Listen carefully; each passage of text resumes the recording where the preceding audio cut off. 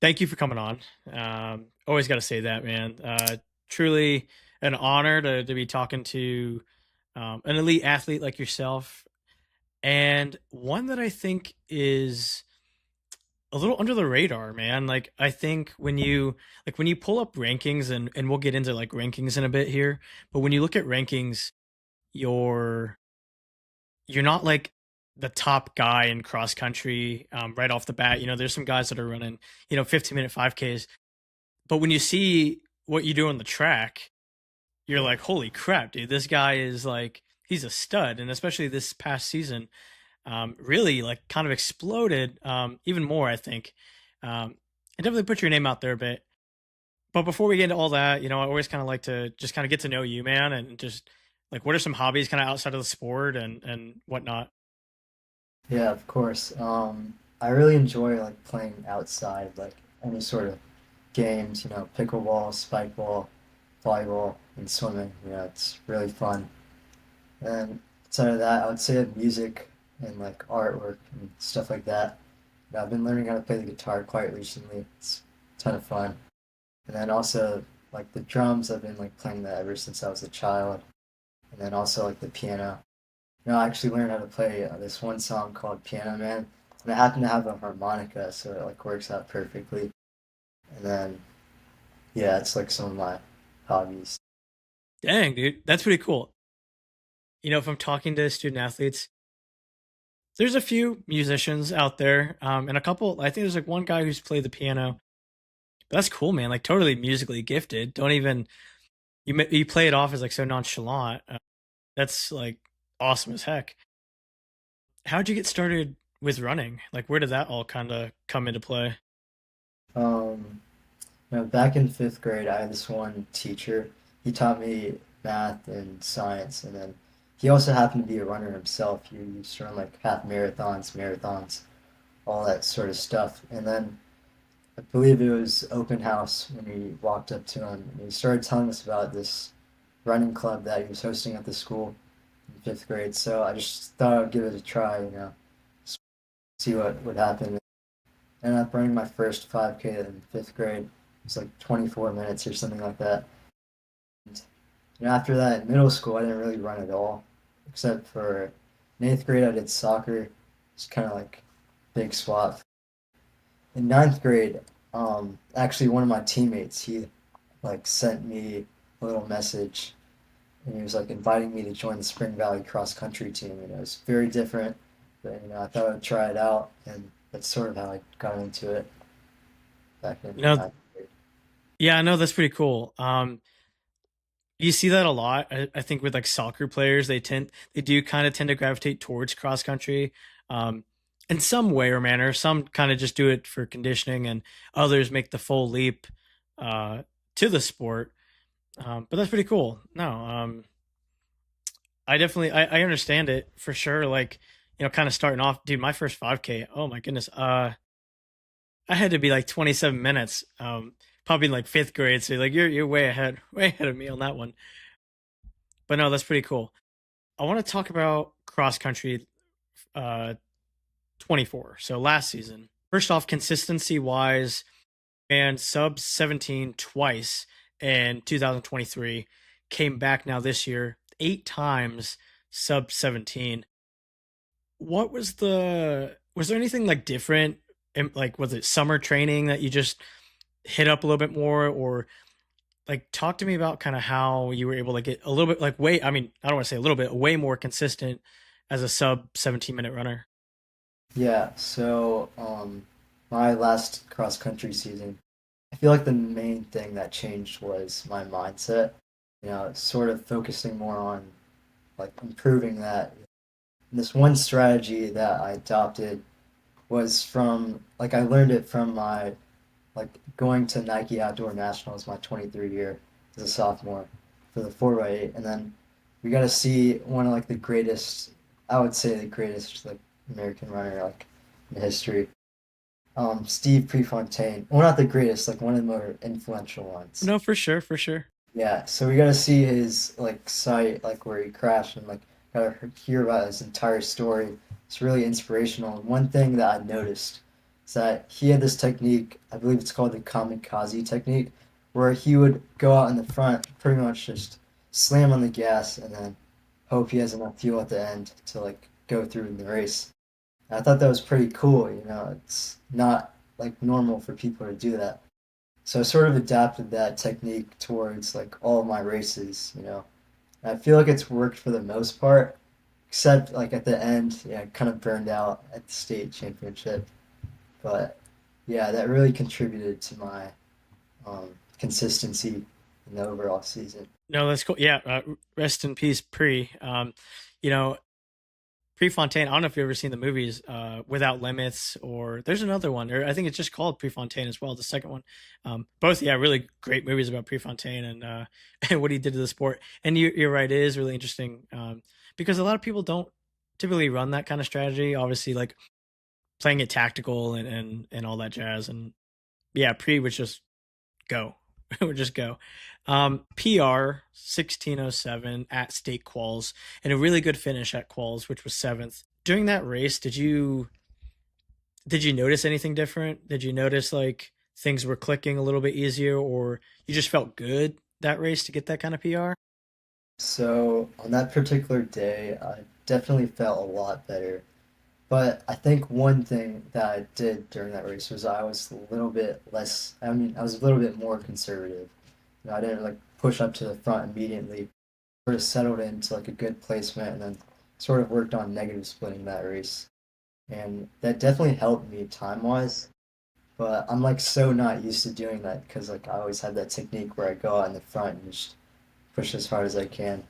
But I feel like that might be a technique that I'm gonna work on this season, you know, staying a little bit more conservative and then just pushing up from the back and making my way up to the front. So yeah, that's pretty much why. I think I also had like a really good day that day. That was maybe like a 10-second PR at state quals. So like worked out really good. Yeah, I think the strategy in cross is always it's kind of unique to every individual. Um, I was talking to a kid, John Templeton. He's in North Carolina. He when he ran his PR and his PR is like it's low 15s, and I asked him, you know, I was like when he ran that PR, he went out slower. He went out like 10 seconds slower than normal, and you know when you're kind of trying to be like kind of up there, like you said, like be in the front and start competing, you know, sometimes it can kind of get away from you if it is too fast or just the pack itself just goes out too fast. And you know, some of the other guys can handle a little bit longer, but it's like if you look at the splits, maybe they could have ran faster if you guys would have just slowed it down a bit. But obviously there's like adrenaline and the you know everything that goes on in a race. It's hard to conserve a bit when there's so much on the line or you know 100 people in a race. You know, just one stampede. When you're racing, do you hear like any of your teammates or your parents or anything? Like, or are you kind of just like laser focused in throughout the race? Um, no, I don't hear anyone. You know, one thing like my parents always ask me after the races, they're like, "Did you see me cheering you on in the stands?" And I'm like, "No, I didn't hear anything." And I always like just looking ahead and not really paying attention to anything else. Occasionally, like I see people like faces and stuff, but more so like dialed in on the race, and, like paying attention and stuff. Yeah, you know, it's funny because you would think like track, you would kind of hear it more, but like now thinking back, like I really can't recall, especially during track season, anybody like saying something. You're always kind of just focused on in the race itself. And with cross, I think maybe it's a little different if somebody's like at mile like 1.5 and like nobody's out there, so you see the random person or you can hear them. But yeah, I don't know, because then it's like too like anytime you hit one of the mile markers, there's always like a coach yelling out splits or something like that. So it's kind of hard to get away from too much of it. I want to talk about it. We got to talk about it. 48th at States. Obviously, I know we got to talk about it. What was going on there? What was just an off day, or because it doesn't it again like when you look at your season as a whole. I mean, you ran really getting really consistent throughout the year. Um, and Newberry runs slow, so I'm not even like dogging you on the time. It's just the place. Like, yeah, kind of what went into that day, and were things just kind of not clicking? I think it was definitely a combination of like a lot of stuff. At Newberry, I think I like raced it earlier that season at Coach's Classic. I think I ran like 16:30, something like that. It's definitely a better race. For state, I was a lot more confident in my start. Maybe too confident. I pushed out to the front, went up the huge hill, and then like maybe like mile one and a half, I was in within like the top four of the race. Really pushing up that. But one thing that like really put me down was the hills. I'm not really that good at like incline and dealing with that. So that was like, especially hard. And by the time I got to like mile two, mile three, when I was like going up that hill back to like the last part of the race, just couldn't do anymore. Tried my best, but just really hard. And one thing I've got to say about that, it's a huge learning experience. Like when you hit such like you have like a decent or like a really good season, and it ends in like such a bad race or like a not as good race. You can like learn a lot from it. There's just one saying that I always like come back to. When you hit like your lowest point, the only way to go back is up. So that like definitely helped me a lot, especially that race. Yeah, no, for sure. And that's honestly, that's great to hear from you. Just learning, not it's not learning a lesson in it, but you learn something. I think you can honestly, and I tell my kids this all the time too. Like, even if we PR, there's something we can learn from it. Yeah. There's like you can be excited for it for sure, but there's always things we could do better and work on. And obviously, when it's a tough race, I think that's like probably the most important time to really reflect on it. It's like, okay, and then you come back next year, especially for like Coach's Classic, and you've already ran the course multiple times. Now you kind of can attack it in maybe a different way, or try and go back to the way you originally ran it, and obviously in better shape, now than you were back then. So, but yeah, no, it's always interesting to see like finishes like that. I finished like 40 something in my region meet, and I ran in Florida, so it went districts, regions, state. So I tried something new, and it didn't work. It backfired in my face. And for the state meet, I'm like, all right, you know what? I'm gonna go back to what I'm used to doing, and when I ended up getting 10th. So it's like there's always things you can kind of learn from each race of just things to do and things not to do, and pick them apart. Overall, though, your whole season as a whole, like you look at it, obviously a good PR. What are some of the thoughts of like how it went? I mean, again, we talk about the consistency and whatnot, but how do you think the whole thing went? Starting out last season, PR was at 16:48, I think. Dropped down like 40 seconds. Overall, it's not bad, but I was really hoping I could drop under that 16 mark. Just get it over with. Thought it was a pretty good season. Staying pretty consistent, mainly like under the six. Sorry, is my screen purple for you? Yeah, it turned purple. Oh, I don't know why.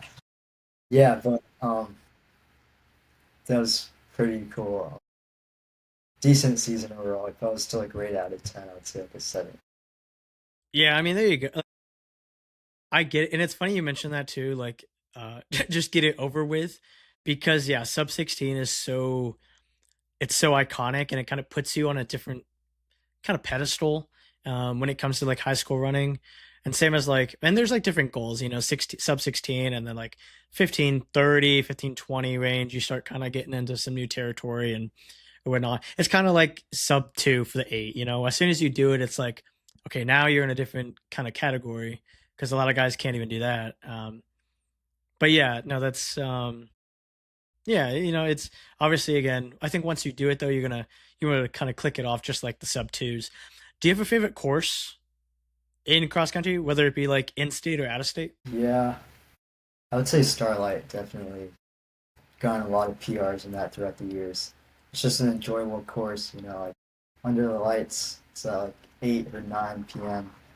and it's just a ton of fun, like racing in the dark among like a ton of fast runners. Yeah, it's yeah, Starlight.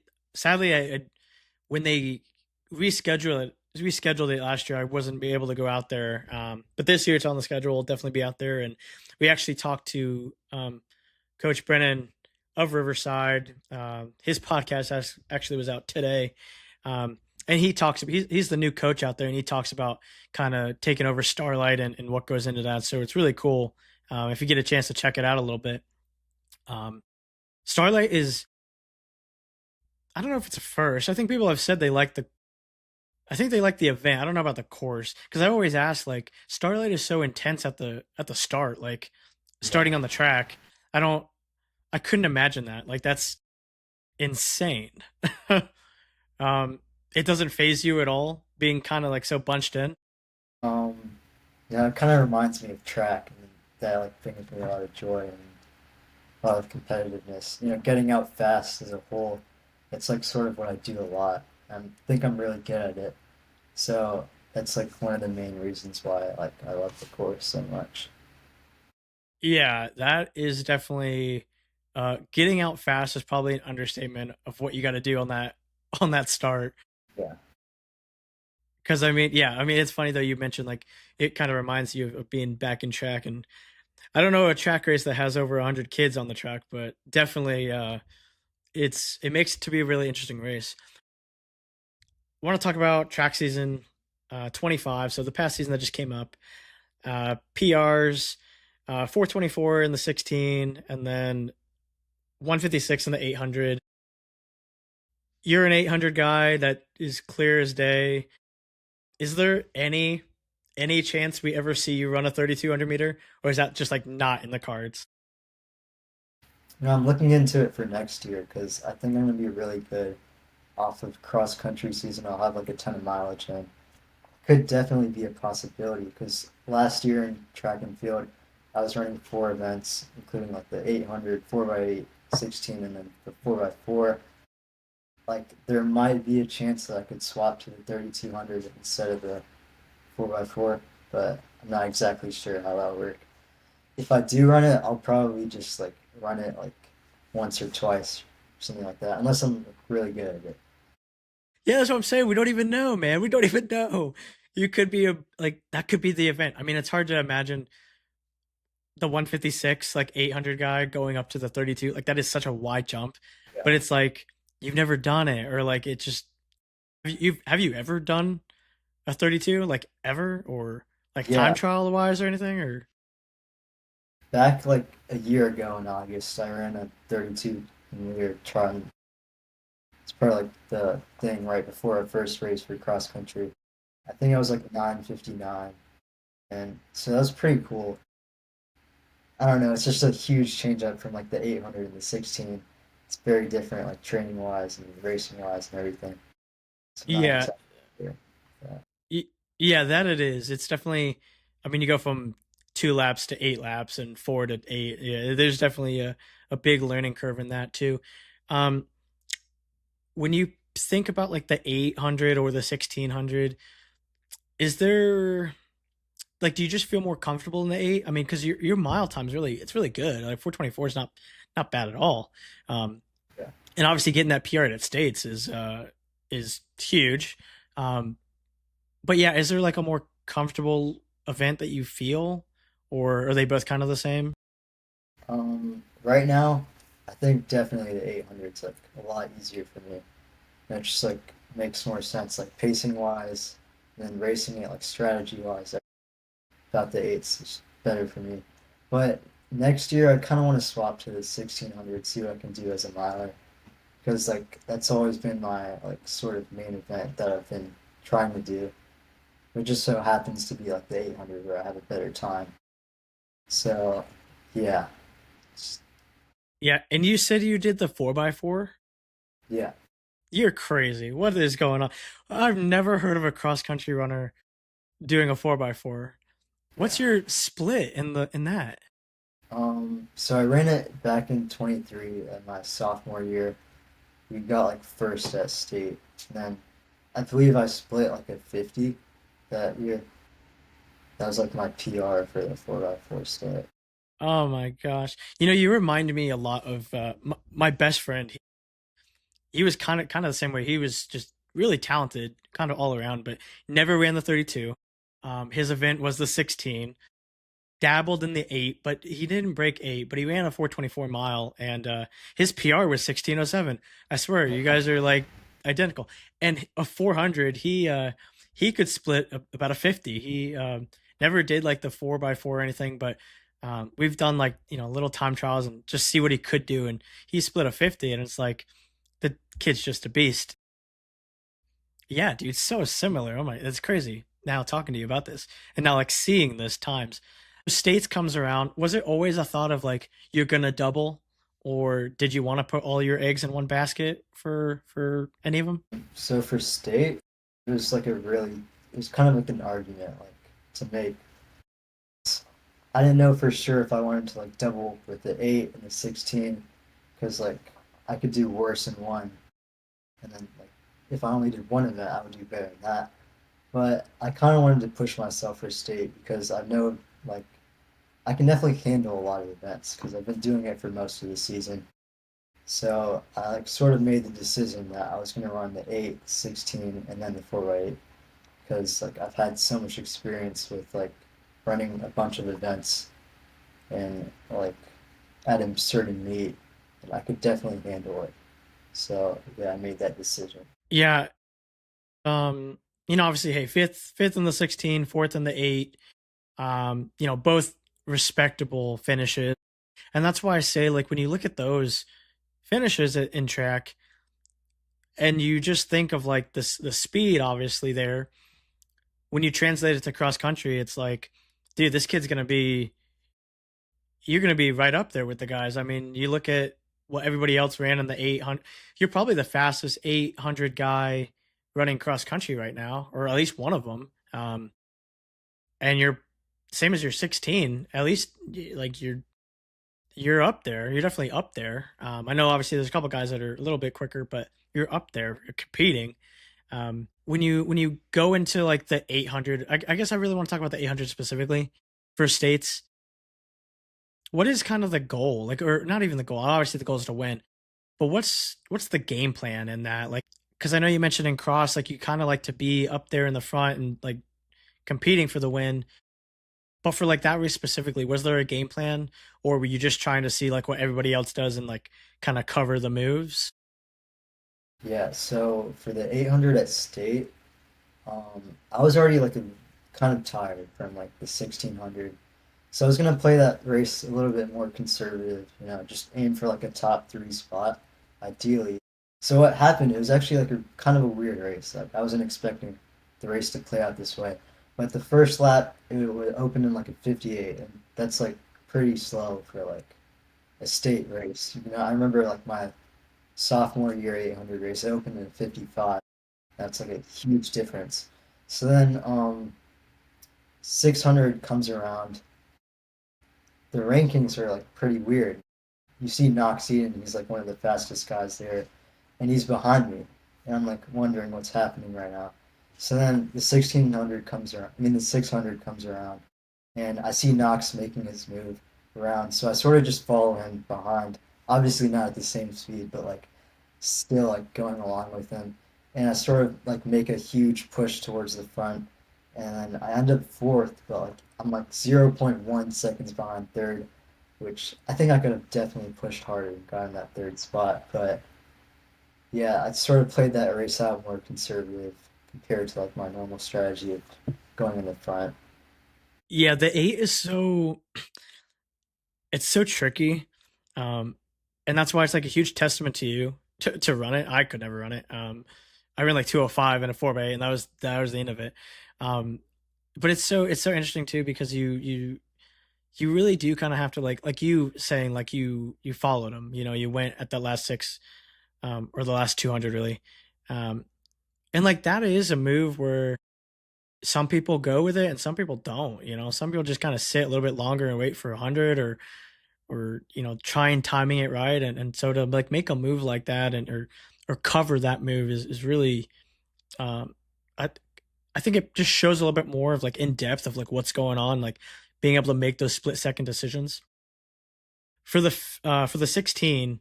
Obviously fresh legs for that.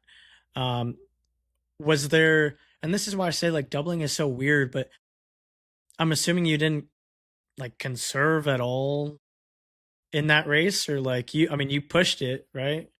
Yeah. Yeah, like how was like what was the game plan for that one?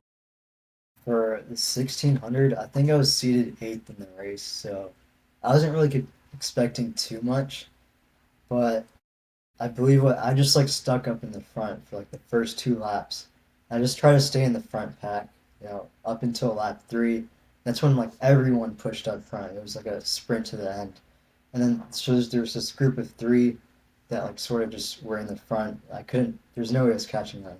And then there was four, and then there was like some other three guys behind me, or like with me in a group of three. So what I sort of did, I just tried to like outkick as many people as possible, and then I gave it my all. I remember after that race, I was so tired, but I PR'd and I was pretty happy with that. And I did a lot better than I expected in that race. Got fifth. So yeah, I'm pretty excited about that race. Yeah, to PR the state meet, that's got to just even be more of an icing on the cake, and yeah, and obviously too, maybe a little surprise yourself too, getting fifth, and whatnot. No postseason meets. Was there like, or at least on there? I mean, I don't know because you could have run unattached or something. Because a lot of guys do that as well. Did you run any postseason meets for track or no? Um, I wouldn't say it's like an official meet, but there's like this thing called Palmetto Boys State, and then we had this mile race where like a lot of the people like raced there, and I got first in that race, and I actually didn't bring my spikes, so that kind of sucked. But it was the first time I actually raced like a full mile. It was a pretty cool experience. I actually outkicked the person last 200. Kind of staying conservative the first bit and focusing on like this new like the strategy, the sit and kick strategy. So kind of worked out, but I didn't run like any official meets at all after. Yeah. Was there a reason, or just like the season was just long and you didn't want to, or just wasn't something that was really thought about too much? So after that, like the meets were like maybe 2 or 3 weeks in out, like after state. So I didn't really think it was worth it. It would be better spent, like that time would be better spent focusing on training for cross country. So that's mainly what I've been doing this like entire summer, and then right after track, just been focusing on cross country training.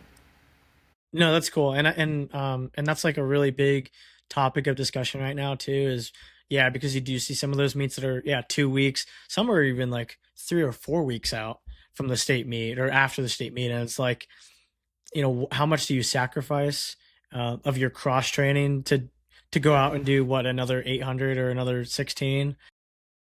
Which is, I mean, hey, no shame on anybody who does it. I mean, there's a lot of guys that do it, but it definitely, I can definitely understand not wanting to and focusing on cross.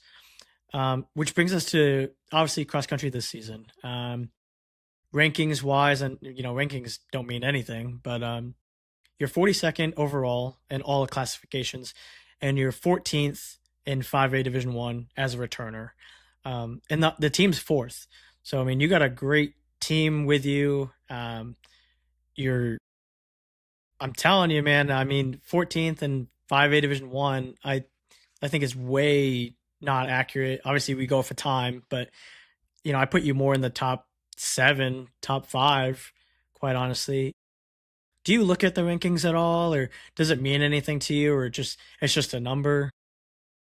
Um, Not really, sort of just focus on my training, doing the best I can do, and yeah, I don't like really look at rankings at all. That's more like I have this one teammate on my team who like does all that stuff. Brendan, he's really good. I think he like won state last year. He really focuses. I think our team can be like really good this year for cross country. We have like a ton of good guys. Training's been really good and stuff. But yeah, I don't like, really look at rankings at all. No, it's, yeah. I mean, I don't blame you. Sometimes it's nice to see. Sometimes it could be just like you overthink it. It's funny. We had a runner on. like, like last week, and she talked about she looked at the rankings and they just snubbed her like crazy. They put her in like fifth or whatever, and she like should be competing for the win, and that kind of motivated her to PR, and she ended up running like 17 like 20s, um, and prove the rankings wrong. Uh, Yeah. so yeah, it's here and there, I guess. For goals for cross country, obviously, we don't have to say it out loud if you don't want to. I mean, I know it. You've said it too. But I mean, I guess really it's just like how low do you want to go? You know, what do you think is in the cards? I mean, I think you have the speed. You definitely have the speed to run. You know, in the 30s, maybe 20s. Um, do you have a specific time goal in mind, or just kind of seeing how it plays out? Um, Definitely hoping I can crack 16. Um, Time wise, I'd say like hopefully like low 15s. It's gonna be hard, but you gotta be ambitious. You wanna win. So yeah, that's what I'm thinking time wise. Oh no, dude, absolutely got to be ambitious. Reach for this, reach for the stars. And I think you can, man. That's why I say like, and I know you say hopefully, and like obviously nothing's ever guaranteed, but I mean, yeah, dude, you got this. You know, just looking at the time wise, and obviously you working hard in summer training, you you got this. I'd be shocked if not. I guess really it's a matter of just like when, you know, what race is it going to happen at. Um, Last kind of thing I want to touch up on is summer training and whatnot. And I know you just kind of briefly spoke on it real quick with the team and everything, but like how is that going? How is the team looking? How is your summer training going? Obviously, you have teammates who can push you and kind of keep you honest and the runs and whatnot. And you know, how is everything kind of looking? Yeah, summer training has been like really good, like throughout the past like 2 3 months. Um, like last week, we actually just had our cross country, Spring Valley cross country camp up in Damascus, Virginia. It was a ton of fun. We got like a lot of mileage in, like good mileage, speed workouts and stuff like that. But I've been like working on increasing my mileage, getting more endurance wise, because I think for sure I have the speed. It's just about the endurance, keeping my legs like great for cross country season. Right now, I'm sort of just building up mileage, staying consistent with all that, and then sooner or later I'm gonna start racing, focusing on speed and stuff like that. Yeah, summer training has been pretty good so far. Yeah, and you know, honestly, you know, uh, a great season is built in the summer, and that's good to hear. Obviously, Spring Valley definitely has, I don't want to say a target on your back, but you guys are definitely, especially with what I think you're expected to run and how you're going to be up there, and obviously you talking about the team, definitely a team to watch out for. I think this fall, and um, obviously you guys have the reigning champion. So if he can get you 1 point and you can get up there too, it's like that's gonna be pretty hard to beat. So definitely looking forward to it, man. I wish you the best of luck. Like I said, it's a matter of time when you break 16. It's gonna happen. So I'm super excited for you. Just keep the grind up, man, and definitely if you see me at a race, man, don't be afraid to say hey. And man, I wish you the best of luck this season. And yeah, man, kill it. Thank you for having me on.